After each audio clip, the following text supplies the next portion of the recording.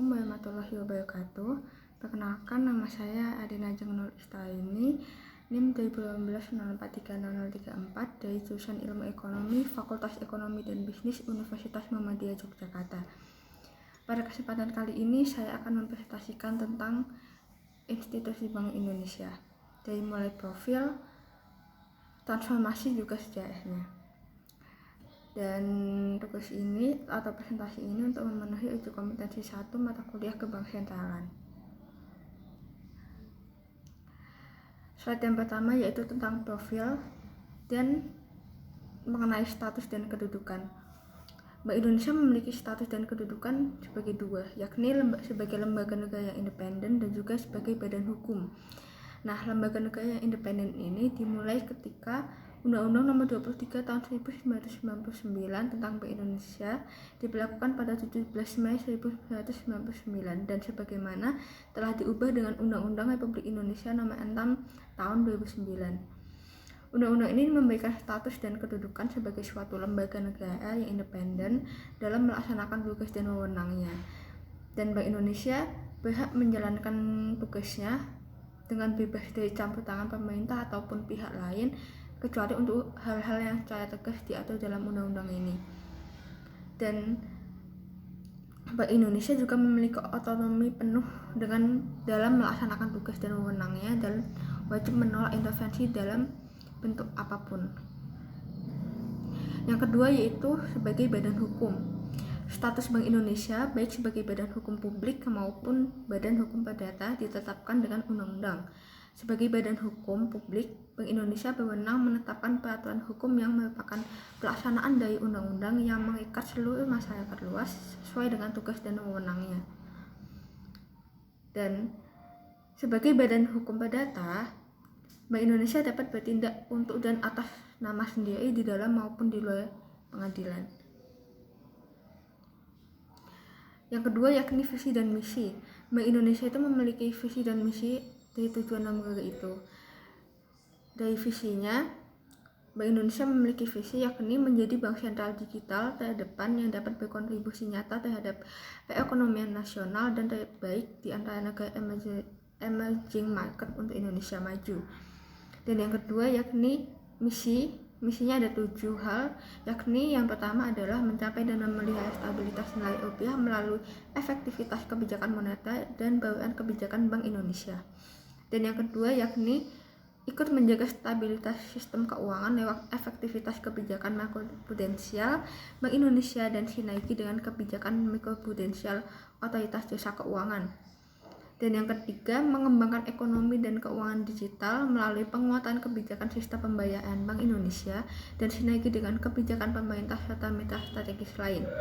Dan yang keempat adalah mendukung stabilitas makroekonomi dan pertumbuhan ekonomi yang berkelanjutan melalui sinergi bauran kebijakan Bank Indonesia dengan kebijakan fiskal dan reformasi struktural pemerintah. Dan yang kelima adalah meningkatkan pendalaman pasar keuangan untuk memperkuat efektivitas kebijakan Bank Indonesia dan mendukung pembiayaan nasional. Yang keenam yakni mengembangkan ekonomi dan keuangan syariah di tingkat nasional hingga ke tingkat daerah. Dan yang ketujuh yakni mewujudkan bank sentral berbasis digital dalam kebijakan dan kelembagaan melalui penguatan organisasi, sumber daya manusia, tata kelola dan sistem informasi yang handal serta peran internasional yang proaktif.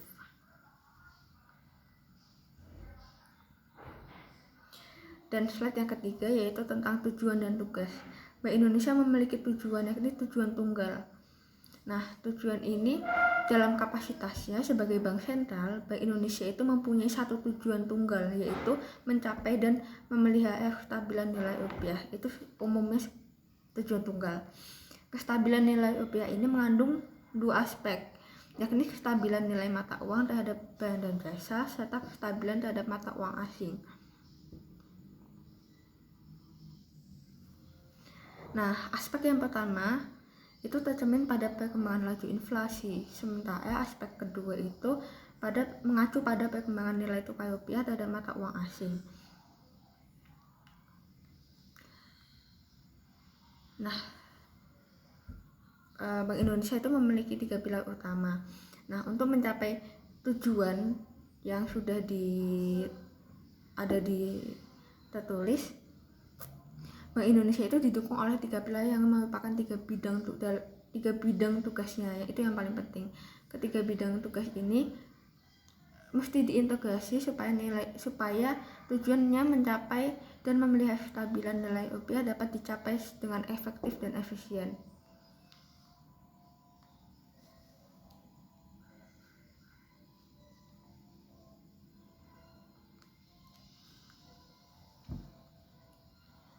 Dan yang kedua adalah sejarah Bank Indonesia. Sejarah Bank Indonesia ini cukup panjang, dimulai dari masa penjajahan Belanda dari tahun 1600 sampai sekarang 2009. Oke, secara singkatnya dari tahun 1600 itu adalah, jadi pada tahun 1600 pada abad ke-16 lebih tepatnya, kedatangan bangsa Eropa ke Asia, ke wilayah Asia dengan misi mencari rempah. Dan di Nusantara itu atau di Indonesia itu telah ada kan kerajaan dan kerajaan itu telah memiliki mata uang sendiri. Selain itu juga mata uang asing seperti picis dari Tiongkok itu mendominasi peredaran uang. Nah, dan tahun 1602 terbentuklah maskapai dagang namanya VOC atau Verenigde Oost-Indische Compagnie, yang dikenal dengan VOC tadi itu. Dan mata uang Spanyol itu mulai masuk ke Nusantara pada tahun 1602. Dan pada tahun 1603 VOC ini bertujuan untuk membuka perdagangan di seluruh wilayah Nusantara sekaligus menghancurkan dominasi Portugis. Dan pada tahun 1746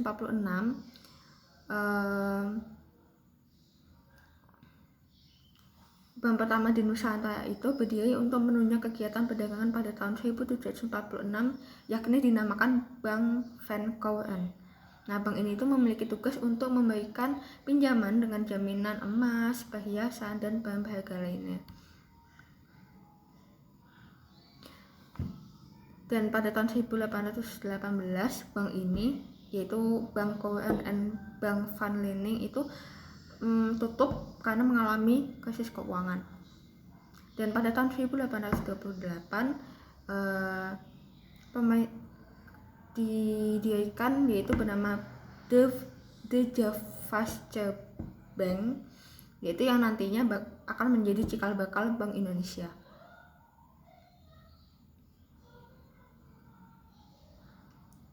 Dan pada tahun 1830 terjadi ekspansi ekonomi kolonial Belanda. Dan pada tahun 1942 mulai masuk tahun 1900-an lah ya, itu terjadi masa pendudukan Jepang. Jadi Jepang masuk ke wilayah Indonesia dan melakukan dilikuidasi.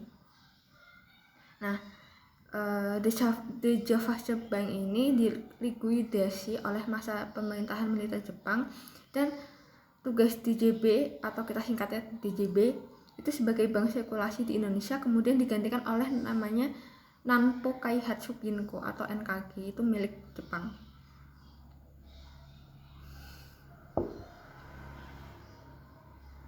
Dan pada tahun 1945, tepatnya pasca proklamasi setelah Indonesia merdeka, Belanda itu menguasai Indonesia lewat Netherlands Indisch Civil Administration atau NICA. Dan pada masa ini NICA itu mendirikan kembali DJB untuk mencetak dan mengedarkan uang NICA. Dan hal ini tuh bertujuan untuk mengacaukan ekonomi Indonesia. Dan pada tahun 1949 diadakan konferensi meja bundar, yaitu dengan yang menghasilkan kesepakatan yaitu pengakuan kedaulatan Republik Indonesia Serikat oleh Belanda. Dan di konferensi ini juga menetapkan DJB sebagai Bank Sirkulasi Republik Indonesia Serikat.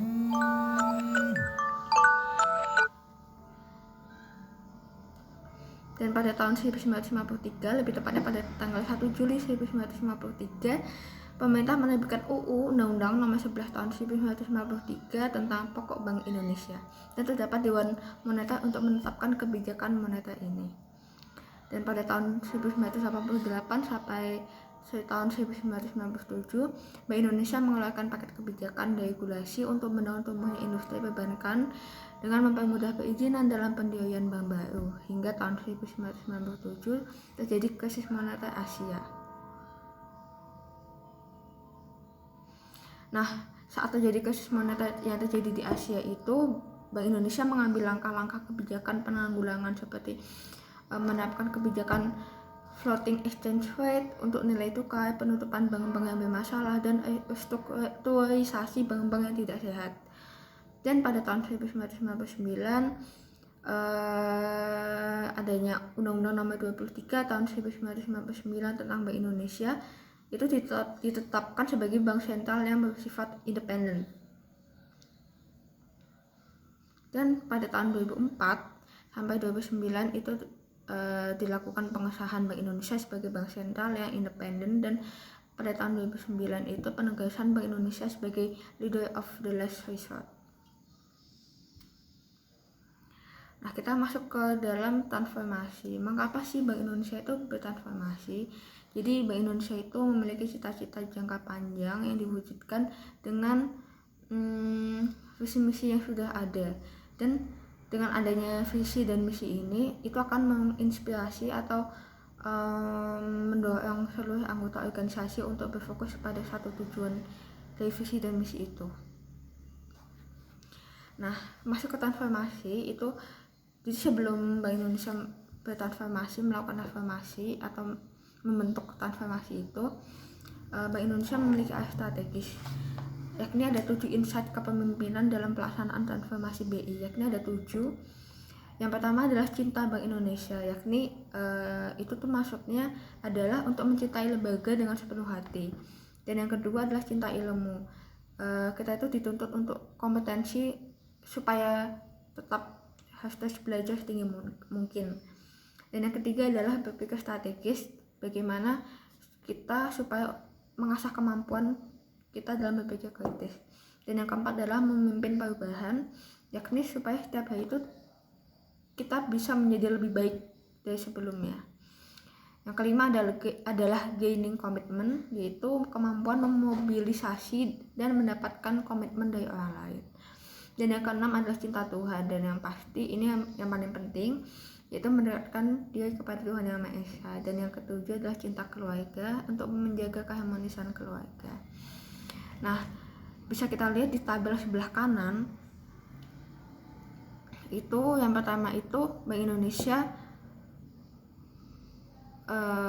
melakukan penetapan visi dan misi supaya mereka memiliki tujuan yang tepat. Lalu yang kedua adalah penetapan 12 program strategi BI. Nah, dari situ dilahirkan beberapa transformasi kebijakan, transformasi organisasi, dan transformasi sumber daya manusia dan budaya kerja. Demikian yang bisa saya sampaikan. Kurang lebihnya mohon maaf bila ada kalimat yang mungkin belum lengkap. Kurang lebihnya mohon maaf. Wassalamualaikum warahmatullahi wabarakatuh.